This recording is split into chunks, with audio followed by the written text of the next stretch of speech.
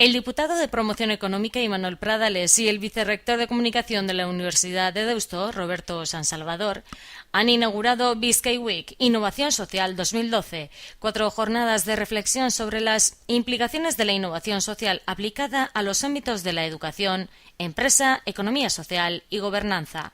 Para ello, durante estos 4 días, expertos e investigadores de primer nivel acudirán a la biblioteca de la Universidad de Deusto, donde ofrecerán su experiencia, situarán cada ámbito de interés ante las principales tendencias del momento y presentarán casos prácticos y de éxito. Igualmente, durante esta semana se realizarán talleres de trabajo y el público asistente podrá reflexionar y participar en los temas expuestos. Bizkai Week Innovación Social 2012 se enmarca en el programa Bizkai Lab, que desarrollan conjuntamente la Universidad de Deusto y la Diputación Foral de Vizcaya, inaugurado el pasado mes de abril.